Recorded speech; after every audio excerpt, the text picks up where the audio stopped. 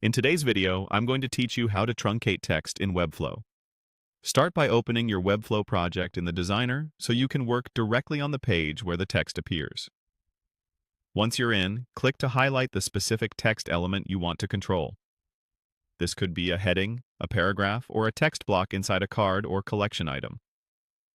Make sure the blue outline confirms the exact element is selected, not just the parent section or a container. With the element selected, assign a class so your truncation style is reusable.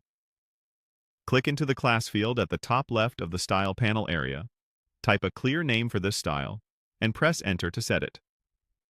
Using a class keeps your project organized and lets you apply the same behavior elsewhere with a single click.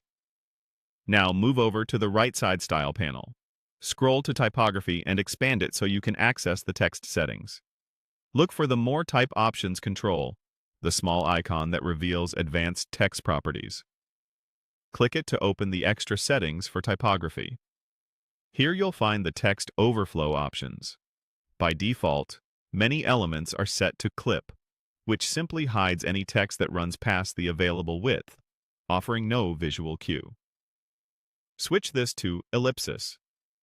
Ellipsis adds the familiar 3 dots at the end of the line whenever the content is longer than the space allows, signaling to users that more text exists. If you briefly see clip selected, don't worry. Just confirm Ellipsis is active before you continue. When prompted, apply the change so it's saved to the class you created. At this point, you should see the effect right on the canvas as long as the element has a width constraint. If you don't notice a change, make sure the text lives in a container or card with a defined width or max width. Truncation only works when the browser knows where to cut off the line. Also note that this setting is for single-line truncation. If you need multi-line truncation, that typically involves a separate approach, such as line clamping with custom CSS. Give the design a quick check across breakpoints to ensure the class behaves well on tablet and mobile. Because the setting is on the class, it should carry over consistently, but it's always good to verify. When you're happy with how it looks, go to the top right and publish your site.